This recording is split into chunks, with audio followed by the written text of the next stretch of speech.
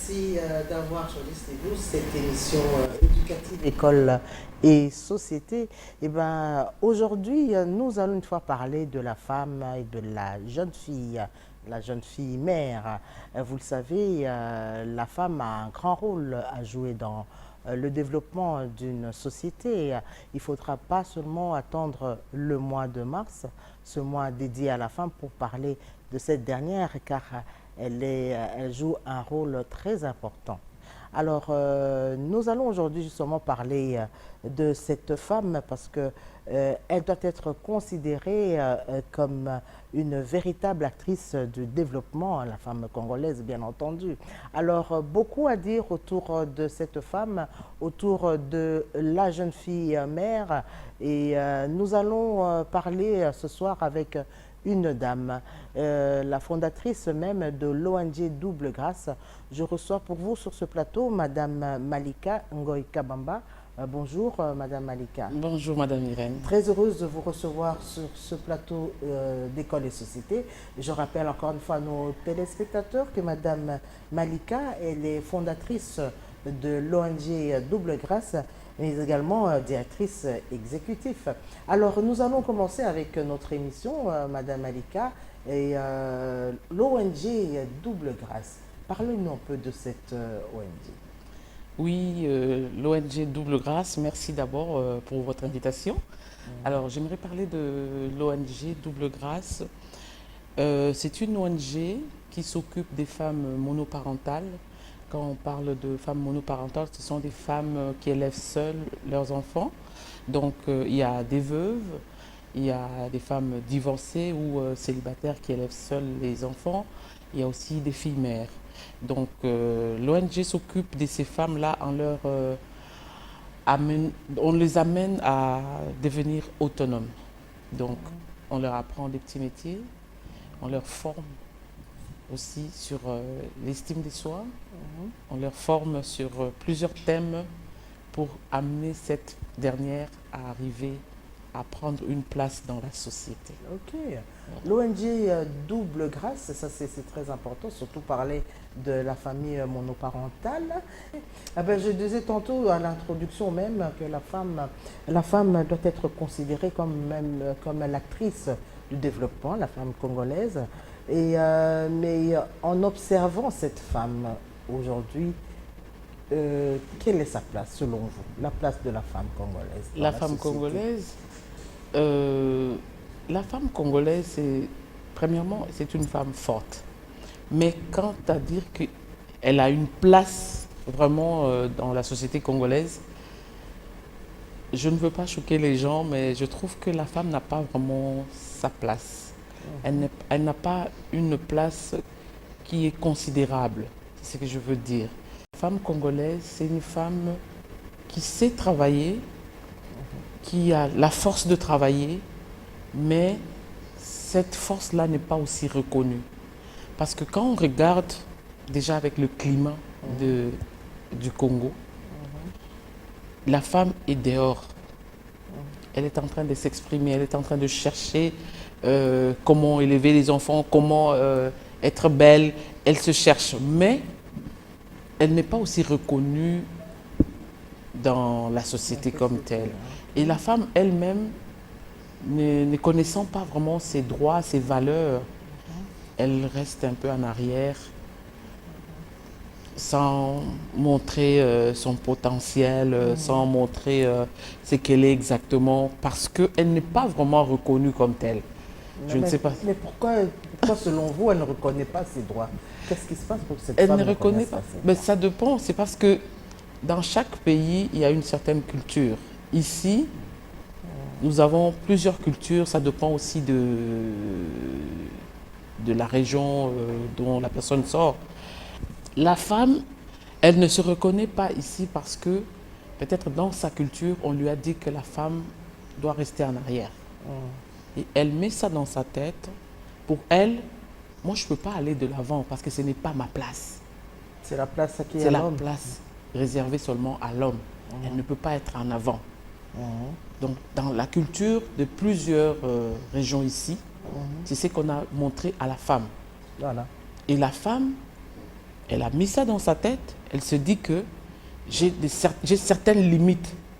Je ne peux pas arriver jusqu'à telle place. Moi, ma place, c'est limite ici.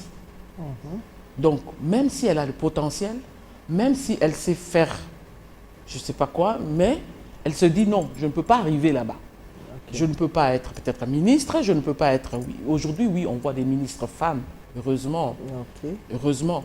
Mais il n'y en a pas plusieurs. Il y a plusieurs qui réfléchissent encore que oui, ce n'est pas vraiment la place de la femme. Et il y a les femmes elles-mêmes qui combattent d'autres femmes en leur disant que non, ce n'est pas notre place, restez un peu en arrière. Nous laissons les hommes aller de l'avant, mais pas les femmes. Donc, c'est ce que je dis, la femme congolaise, elle ne reconnaît pas encore sa valeur. Et la société aussi ne l'aide pas. Oh là là, ça c'est terrible. Hein? Oui, la société aussi ne l'aide pas. Or, si la société pouvait aider la femme à prendre sa place, là, on va tous bien avancer. Parce qu'on peut dire que oui, la femme est émancipée. Oui, on cherche l'émancipation, oui, nous sommes émancipés. Voilà. Mais qu'est-ce que nous faisons avec cette émancipation-là? Il ne faut pas que ça se limite seulement en théorie. On se dit que oui, nous sommes aujourd'hui émancipés, voilà, nous nous retrouvons dans quelques instances publiques. Surtout qu'aujourd'hui, on parle de la femme moderne. Voilà, on parle de la femme moderne, mais la modernité ne doit pas seulement se limiter à mettre des mèches sur la tête et à porter des habits des blancs. Non, la modernité doit être dans tous les sens possibles, même spirituellement, je dois réfléchir en termes de moderne, oui, aujourd'hui, oui, je ne dois pas seulement, peut-être, les enfants à la maison. Comment est-ce que j'éduque mes enfants? Est-ce que je leur apprends comment traiter les filles et les garçons, la même chose. Est-ce qu'il y a une différence? Est-ce que quand j'ai de l'argent aujourd'hui pour payer les études de mes enfants, est-ce que je priorise d'abord les enfants garçons ou bien je laisse d'abord les enfants filles à la maison parce qu'on s'est dit que la femme, sa place est à la maison, faire seulement le ménage. Je paye d'abord les études pour les garçons. Est-ce que je réfléchis encore comme ça? Parce qu'il y a des femmes qui réfléchissent encore comme ça. Ah, ça c'est grave. Oui, il y a des femmes qui réfléchissent encore comme ça. On les voit là-bas quand on fait des formations à l'ONG.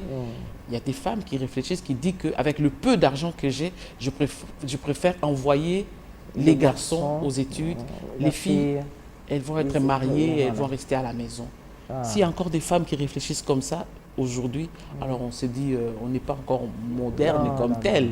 Ça c'est terrible. Hein. Alors l'ONG Double Grâce, vous avez parlé de l'assistance aux familles monoparentales, aux veuves également, mais tout comme aux filles mères. Je ne sais pas, comment est-ce que vous vous y prenez par rapport à tout ça? Comment venez-vous en aide à toutes ces femmes? Oui, comme je disais tout à l'heure, on veut que ces femmes-là qui viennent à l'ONG Double Grâce deviennent autonomes. Que ces femmes-là ne soient plus des femmes qui vont quémander à chaque fois. Oui, quand un enfant tombe malade, elle va chez un oncle pour demander de l'argent et puis avant de recevoir cet argent-là, on maltraite d'abord la personne, tout et tout. Non, on les forme, on leur apprend des petits métiers. On leur apprend à faire certaines choses, même à la maison, même pour celles-là qui sont déjà un peu vieilles. On leur apprend à faire même les petits beignets, les petits samoussas, tout et tout à la maison pour vendre. Ne fût-ce que la femme ne puisse pas manquer de l'argent. Voilà. À part ces petits métiers-là qu'on leur apprend, on leur forme aussi théoriquement. Le côté théorie, c'est vraiment pour rehausser leur estime de soi. Parce que la femme monoparentale ici, bon, je ne dirais pas seulement au Congo, je dirais peut-être en Afrique, la femme monoparentale est souvent rejetée, surtout les divorcées, les veuves, elles se retrouvent rejetées, délaissées. Elle doit se battre seule. Elle doit se battre seule. Et comme on le sait très bien, ici c'est la loi du plus fort. Quand une femme divorce avec un homme qui est riche, par exemple, la femme n'a pas étudié, la femme n'a jamais travaillé. On prend même les enfants, ils vont rester avec l'homme. Et la femme est abandonnée elle-même comme ça à la société. Elle ne sait pas quoi faire, elle n'a rien appris comme métier, elle n'a pas étudié. Elle se retrouve seule dans la société et elle devient même la risée de tout le monde.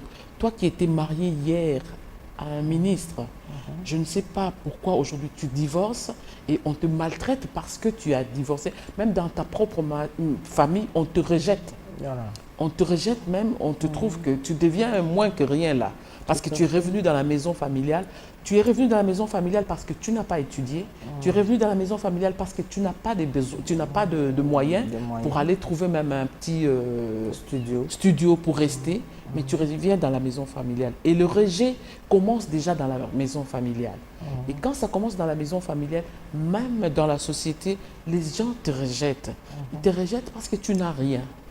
Alors, on apprend à ces femmes-là à rehausser leur estime de soi. Voilà. On leur apprend à comprendre que ce sont aussi des personnes de valeur. Ce n'est pas parce qu'aujourd'hui je suis divorcée, ce n'est pas parce qu'aujourd'hui j'ai perdu un mari que je dois être rejetée, je dois être délaissée et je dois me considérer comme si je n'étais pas, comme si j'étais une personne à moitié. Non. Parce qu'on entend tellement des histoires, une femme veuve qui a perdu son mari et on prend on prend tous les enfants, on les place, je ne sais pas, par-ci, par-là, et la femme ne sait même plus où habiter parce qu'elle a perdu son mari. Mais hier, quand elle vivait avec son mari, c'était une bonne personne, c'était bien, tout le monde venait chez elle. Mais parce qu'aujourd'hui, elle n'a plus de mari, personne ne peut même la voir, personne ne peut l'approcher. Ça, c'est déjà quelque chose qui n'est pas bien pour la personne. Et la personne va peut-être, des fois, la personne perd même son identité. Elle ne se retrouve pas. La personne ne sait pas où aller, quoi faire. Elle n'a pas d'argent. Alors, on apprend à ces personnes-là. Donc, c'est la valorisation de la femme. On leur parle de la valorisation de la femme. La personne doit se lever, se dire que non, je suis aussi une personne comme toute autre personne. Quand je vais apprendre un petit métier, je vais commencer maintenant à avoir un peu d'argent et je veux me caser quelque part et je veux reprendre mon identité et voilà, la personne devient autonome au lieu que tu ailles tous les jours demander et puis, voilà. Puis après, avant de te donner quelque chose, on te dénigre, on te dit n'importe quoi. Tu vas accepter. Et surtout quand on parle par exemple de la violence faite aux femmes, la violence faite au genre. Quand on parle de genre, c'est juste la catégorisation des personnes, le genre de personnes, comme par exemple les veuves. On les catégorise, on dit que non, qu'est-ce qu'elle peut faire encore dans la société? Or, il y a des veuves de 30 ans, des veuves de 25 ans, des veuves de 40 ans qui sont encore fortes. Elles peuvent faire quelque chose. Mais si déjà la société te rejette, toi-même aussi, comme tu n'as rien, moralement, tu ne te retrouves plus, comme toi aussi, tu n'as pas étudié, tu n'as rien, tu te retractes et puis voilà, c'est fini, tu commences même à perdre ton identité. Tu savais même parler devant les gens, tu savais, je ne sais pas moi, préparer. Aujourd'hui, tu ne sais même pas faire quelque chose parce que tu es catégorisé. Ok. Alors, nous allons suivre quand même un reportage cette fois-ci, Madame Malika. Différentes formations, différentes activités qu'organise cette ONG Double Grâce. Suivons un peu et nous allons revenir pour poursuivre avec notre entretien. Il faut qu'on ait protéger. Ceux qui ont la tuberculose, il faut là un masque. Tant que vous avez occupé de la maladie. Tant que vous avez occupé de la sida. Là, tu as un gant. Autant que vous soyez zokaki, yo ko okuta na makila na ye, yo poko ko zwango. Ko kibe bande ko na biso eza malamu, mais to ye ba komi protéger. Docteur a ebisa biso na nyoso nga na lobi soki ya kangi mwa ndambo sika ko kyo beta sete. Bonjour maman. Bonjour papa. Moi muke boto sur la likambo etali santé. Vraiment, na olingana marteler moi muke po nyoso maman lobi ya wana. Mais to partager pe quand même expérience. Pour moi, pour les amis, tout na awa na répondre. Surtout moi, makambo tali basi. Vous allez basi, bamsu baza, ba kufeli mibali. Ezate pour balingaki yango. Eza mokano nzambe, musu pe ba koyi na ba accident, esali ke ba komi na bana lelo. Ezali nango likambo to foyo tia obc maboko sa eloko te. Pour le bio, la mutu moko boya ko sala ko poser ba acte mo boye ba santé na ote po kaka yo olingi basunga yo. nde bakosala so makambo nyonso mama alobaki wana. Par expérience nazwaki chance ya kokende kota este bakote ya komanda Ituri Beni. Tokomi jour tokomi yana mama mo yamba biso na hôtel a jeune fille.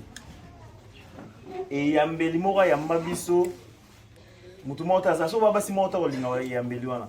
Mutu yamba bino po loger bino mais na lingala moko bambanga jour liboso na kamwa mabe. Ou genre modèle ba fini nyo. Donc Italie était bon, tu es quand même dans la chambre, tu es dans la chambre. Je suis dans un hôtel. Le notre hôpital, l'hôpital à proximité dans front. Parce qu'on a un cadre d'hôpital militaire. Bah, il y a moi na moko il y a 12 ans. Bah, il y a KO. Bon, il y a une sur le bouquet en deux. Hein? Donc, bah, violé, je ne sais pas, par plus de 10 personnes. Bah, une zété wana. Bah, tché. Bon, il y a un bon Dieu. Nzamba bolingo au paiement. Tu intervenir. Mais bande olanga basi na bisi noso ba bimisi nzeto na ozo ebate okole nini okangisa nini.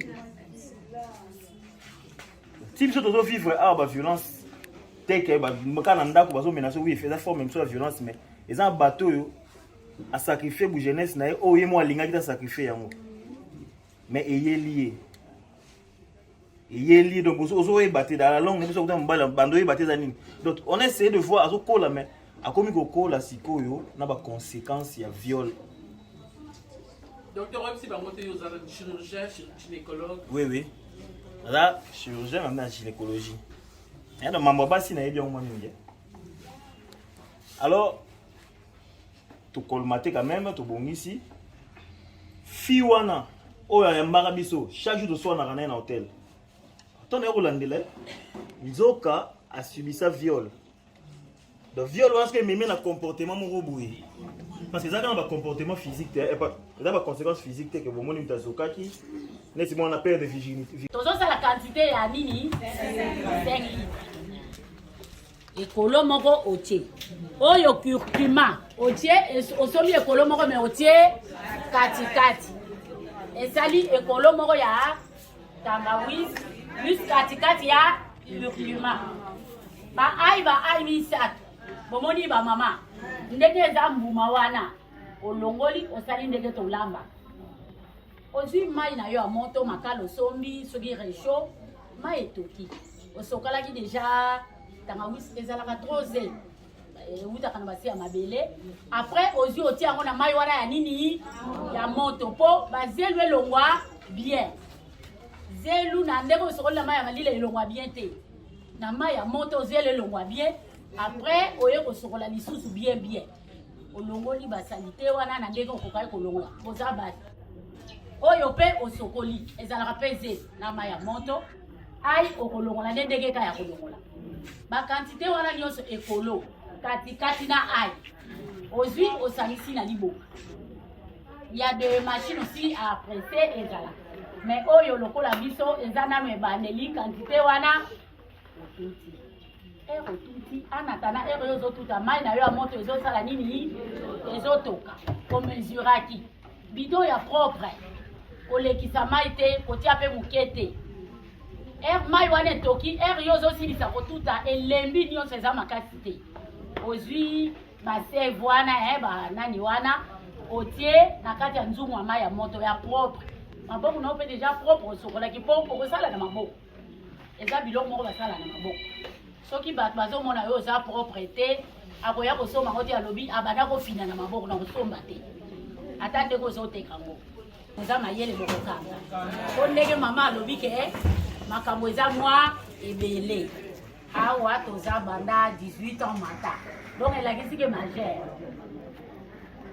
majeur ndenge mama lobi lelo to koye ko la tangawisi donc tension e matela mutu okoko salela yango ba dose pe na koloba azwi botie okita obien komata eza pona mutu libumu eza munene oza na fatigue omeli esali yo bien ba mama bolaninga na lembi soko omeli oyo oyoki bien parce que c'est naturel eza oyo ba mibali te wana ya ba makambo kidiki oyo curcuma obozo mona eza kisi papa docteur ayebi et soulagera makambo ebele mutu oyo azana sucre quoi diabète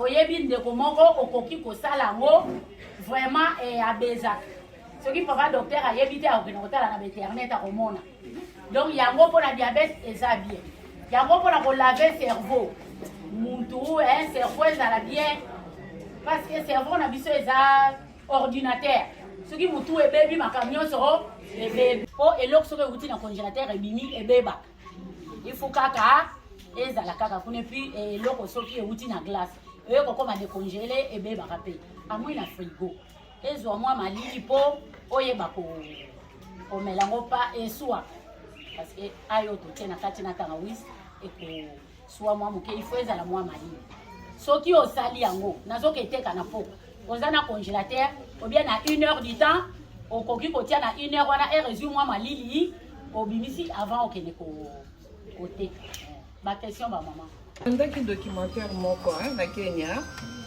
une jeune fille abali na 13 ans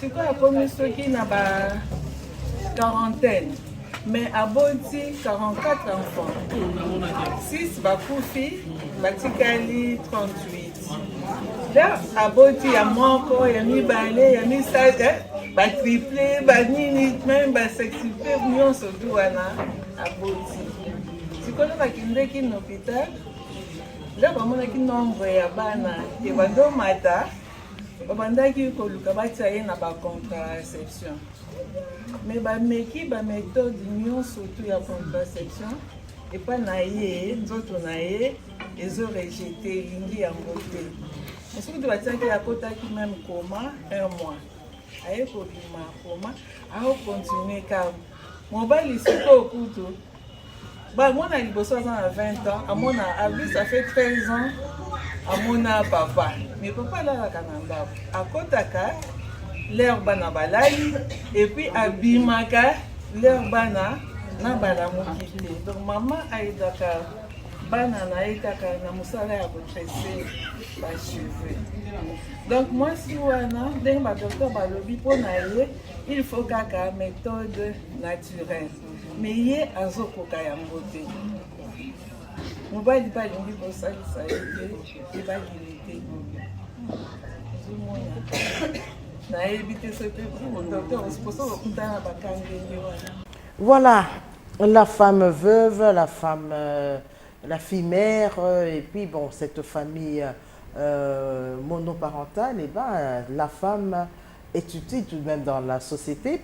Alors, nous poursuivons avec Madame Ali Kangoy Kabamba, fondatrice de l'ONG Double Grâce et directrice exécutive toujours dans l'ONG Double Grâce. Alors, vous nous avez parlé de la famille monoparentale, mais bon, il est tout de même difficile pour ces femmes de souvenir aux besoins de leurs enfants scolarisés, toutes ces charges-là. Oui, Est-ce que l'ONG peut, comment est-ce que l'ONG peut faire pour aider toutes ces femmes? Oui, voilà pourquoi. C'est pourquoi nous sommes en train de leur apprendre à devenir autonomes. Essayer ne fût-ce que vendre des petites choses pour ne pas manquer. Mais comme nous sommes encore dans nos débuts, il n'y a pas encore beaucoup de moyens pour aider lourdement, si je peux me permettre de dire ça, lourdement. Alors, on est en train de faire des petits, comment je peux dire, on donne un peu des petits crédits à certaines femmes qui sont vraiment dans le besoin. On leur donne ça, ils vont faire c'est un petit commerce. Ça dépend de la personne. Il y en a d'autres qui ont voulu faire vendre des pains, il y a d'autres qui font des beignets, il y a d'autres qui font des champs, tout et tout. On leur donne un petit moyen, ils vont commencer à faire et chaque mois... Et vous suivez ça au moins? Oui, on suit cela et chaque mois ils viennent avec un petit remboursement. Il n'y a pas d'intérêt dans ça là. Juste par exemple, je donne un exemple, on vous donne 100 000. Alors chaque mois, la personne revient soit avec un 5 000 pour remettre à la caisse, soit avec un 5 000, soit avec un 10 000, ça dépend de ce que la personne fait. La personne rembourse dans la caisse et comme ça, ça nous aide à donner encore à d'autres personnes. Là, on a commencé déjà comme ça. Et on s'en sort quand même, mais c'est pas encore évident. C'est pas vraiment évident parce qu'il y a plusieurs femmes, surtout dans le quartier où on a visité. Je ne sais pas si vous avez déjà montré dans le quartier des camps Manzanza, qui est non loin de notre siège. C'est vraiment un quartier désœuvré. Les femmes sont vraiment, je ne sais pas comment expliquer ça, les personnes ne sont pas vraiment éduquées dans ce quartier-là et ils vivent dans la pauvreté totale. Donc ces femmes-là, non seulement elles ne sont pas éduquées, c'est pas évident des fois de leur expliquer qu'il y a un crédit, il faut rembourser comme ça, tout et tout. C'est pas évident.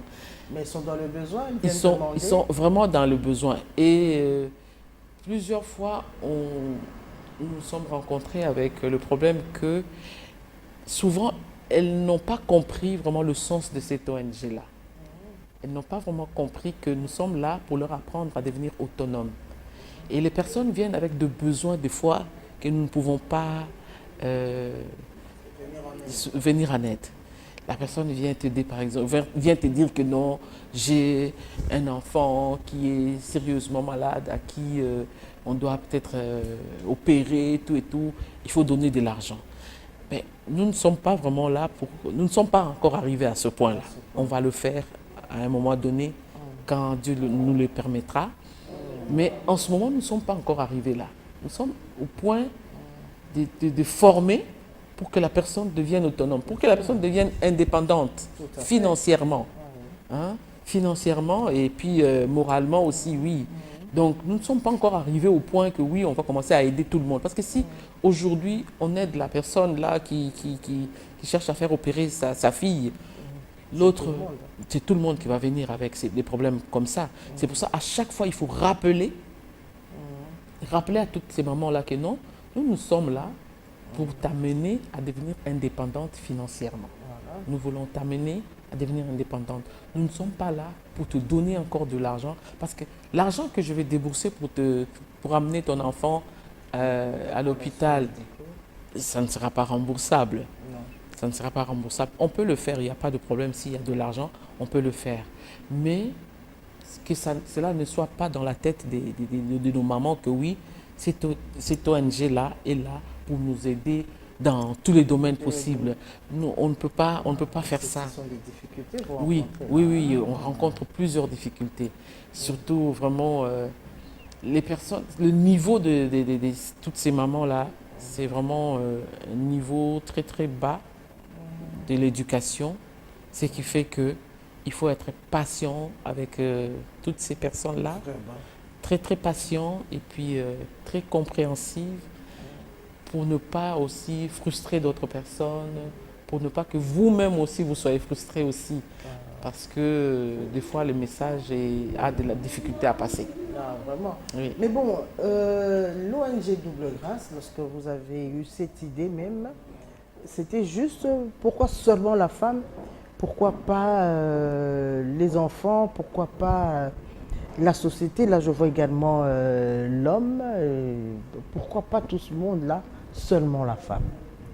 Pourquoi seulement la femme? C'est parce que je suis une femme aussi. J'ai été monoparentale aussi. Et j'ai vu comment la femme monoparentale est rejetée dans la société. Ce sont des choses que j'ai vécues. Raison pour laquelle j'ai pensé aux femmes, parce que, à part être fondatrice de l'ONG, je suis conseillère en genre et inclusion sociale.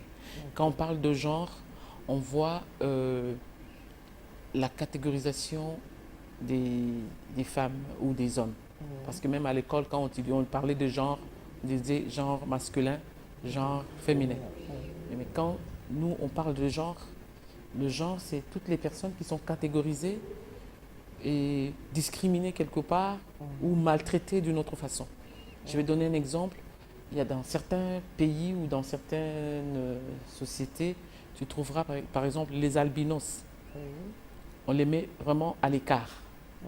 On les met à l'écart et on les maltraite. On trouvera dans d'autres sociétés les personnes handicapées. on les traite d'une manière qui est différente par rapport à d'autres personnes. Voilà. Une personne qui est handicapée, qui va venir chercher du travail, par exemple, dans d'autres sociétés, on ne va pas l'accepter. On ne va pas l'accepter. Mais dans d'autres sociétés, ce n'est pas un problème. Donc voilà pourquoi moi, mon travail, c'est de lutter pour les droits de ces personnes-là. Ok. C'était ça mon travail que je faisais là où j'étais, à l'Occident. Donc, je lutte pour que ces personnes-là, leurs droits soient reconnus. Reconnu. Oui. Parce que ce sont des droits humains. Mhm. Alors, quand maintenant, je vois moi-même, ma propre expérience, en étant femme monoparentale, tu vois comment, des fois, tu te retrouves quelque part, tu es discriminé. Rien que le fait qu'on sait que non, tu es une personne divorcée, on te met à l'écart, on va traiter tes affaires après. Parce que tu es une femme monoparentale. Heureusement que moi j'avais étudié. Mais si je n'avais pas étudié, je crois que j'allais me morfondre quelque part, bien assise en train de pleurer, comment je vais faire dans la vie, comment je vais élever les enfants. Mais Dieu a fait grâce, aujourd'hui mes enfants sont grands et aujourd'hui je me dis, mes enfants sont grands, je reste à la maison, je peux travailler, oui, mais pourquoi ne pas aider d'autres personnes? Pourquoi ne pas aider d'autres personnes? Je vivais, je ne sais pas si je peux le dire, je vivais au Canada et je travaillais dans un organisme international qui m'envoyait dans certains pays en voie de développement pour le changement de mentalité. Alors, quand j'allais dans d'autres pays, on a tellement travaillé, je me suis dit à la fin, pourquoi ne pas aider aussi les autres qui ont le même problème dans mon pays d'origine. C'est comme ça, on m'avait envoyé aussi ici, à Kinshasa, j'ai travaillé dans les milieux vraiment ruraux, quelque part ici, et j'avais eu de très bons résultats. À la fin, je me dis, pourquoi ne pas faire mon association à moi? C'est bien réfléchi. Et c'est comme ça que j'ai commencé. Et je suis vraiment là pour aider les femmes qui sont dans la situation de précarité. Madame Malika, vous êtes fondatrice donc, de l'ONG Double Grâce. On nous suit à travers la RDC. Et il y a nombreux qui sont peut-être intéressés, mais bon, en vous entendant parler, on ne sait pas, est-ce que vous songez au moins à venir en aide également à ces femmes veuves, des filles mères ou encore des femmes monoparentales qui se trouvent en province, qui nous suivent en ce moment? Oui, l'ONG Double Grâce est pour tout le Congo. Donc nous pensons aussi à toutes les autres provinces et nous avons déjà des projets qui sont bien écrits pour certaines provinces. Comme par exemple, nous avons un grand projet pour le Katanga. C'est déjà écrit et nous allons y aller pour concrétiser tout ce que nous avons écrit comme projet. Donc nous avons plusieurs projets. Pour le Congo central ici, il y a un donateur, une grande dame qui nous a donné 2 hectares de terrain pour faciliter aux femmes qui veulent faire le champ. Elles vont aller travailler là-bas. Donc nous allons aussi implanter nos sièges dans différentes provinces. On avait voulu commencer d'abord avec le Kinshasa, quand nous serons vraiment stables. À Kinshasa, dans les différentes communes? Oui, différentes communes, oui. Jusque-là, même à l'ONG, il y a des femmes qui viennent vraiment de partout. Il y a des femmes qui viennent même de Tchangou, de Ngaliema, de partout vraiment. Elles sont là-bas. Elles sont même regroupées vraiment en termes de quartiers. Donc elles sont là. Et pour les provinces, vraiment, nous avons déjà des projets. Nous avons des projets. Et qu'est-ce qu'il faudra faire pour faire partie de l'ONG? Est-ce qu'il y a des critères par rapport à ça? Des critères, il n'y a pas beaucoup. Des exigences peut-être? Non, juste être femme monoparentale qui vit dans la précarité et qui est vraiment dans le besoin. Parce que ce n'est pas tout le monde. Il y a d'autres qui qui sont bien, même si elle est monoparentale, elle est bien. Mais Oui. comme elle a entendu seulement parler de l'ONG, là-bas on est en train de donner quelques denrées alimentaires, elles viennent. Mais ce n'est pas vraiment ça. Nous avons besoin des personnes qui vivent vraiment dans la précarité, qui sont dans le besoin, qui ne savent pas quoi faire avec les enfants. Ils sont en train de souffrir pour élever seuls les enfants. Donc c'est pour ça que donc, les critères, c'est vraiment être femme monoparentale qui vit dans la précarité. Ok. Eh bien, nous sommes presque à la fin de cette émission, Madame Malika, mais j'aimerais un peu que vous puissiez, encore une fois, j'aimerais que vous puissiez un peu nous expliquer votre logo. Notre logo, quand on regarde directement, on voit d'abord le rouge Il y a le rouge, oui. Le rouge. dominant. dominant, et puis on voit les deux femmes. Les deux femmes, c'est deux sœurs jumelles. Au départ, l'idée, c'était des femmes les jumelles. Mais, en gros, c'est vraiment des femmes africaines qui ont une même base, qui vont recevoir une formation ensemble et qui va aller chacune dans sa direction. Et quand on voit le rouge, premièrement, ça représente la puissance. Et quand on parle de rouge aussi, on voit l'amour. Il y a l'amour et il y a aussi la détermination. Ok. Et nous avons un slogan dans notre ONG où on parle de l'amour, on dit l'amour change le comportement et l'attitude. Quand on vous donne de l'amour, vous avez la facilité de changer le comportement parce qu'on vous donne de l'amour. Même l'attitude que vous allez maintenant développer, ça va dépendre de l'amour que vous recevez. Voilà. Or, dans notre ONG, vous allez trouver de l'amour et ça risque pas, mais ça va changer votre comportement. Nous voyons aussi la couleur jaune, le doré. Là, ça représente la joie, l'allégresse et la douceur. C'est en général aussi les qualités d'une femme, une femme normale. Voilà. Ça représente ces qualités-là. Alors, la femme vient telle qu'elle et elle va retrouver sa forme initiale où elle a la douceur, où elle a l'allégresse, où elle a la joie. Et l'amour va faire que la personne va avancer. Donc, c'est à peu près ce que ça représente. C'est très bien ça. Alors, Madame Malika, nous sommes pratiquement à la fin de cette émission. Un mot de la fin, brièvement, à toutes les femmes que vous suivez à ce moment. Oui, je m'adresse à toutes les femmes monoparentales qui nous suivent. Je leur dis tout simplement de se lever et de chercher de l'aide si elles ont besoin de l'aide. Toute femme qui nous suit ne peut pas se morfondre dans sa maison parce qu'elle est rejetée ou délaissée quelque part. Lève-toi, cherche de l'aide. Nous, l'ONG Double Grâce, nous sommes là pour accueillir toutes les femmes monoparentales qui vivent dans la précarité. Voilà. Okay. Merci à vous, Madame Malika Ngoyi Kabamba. Je rappelle à nos téléspectateurs que Madame Malika est fondatrice de l'ONG Double Grâce, mais également directrice exécutive, toujours dans cette ONG. Merci à vous, Madame, d'avoir bien voulu participer à cette émission École et Société et nous parler de votre ONG Double Grâce. Voilà, nous sommes pratiquement à la fin de cette émission. Vous nous avez suivis, vous qui souhaiterez vraiment entrer en contact avec Madame Malika, n'hésitez donc pas de nous écrire. Il y a le numéro qui est affiché sur le bas de votre écran. Eh ben, écrivez-nous, nous allons vous mettre donc en contact avec Madame Madame Malika. Merci d'avoir été de nôtres. Nous vous disons au revoir. La rediffusion de ce numéro, vous l'aurez le dimanche à 12 h.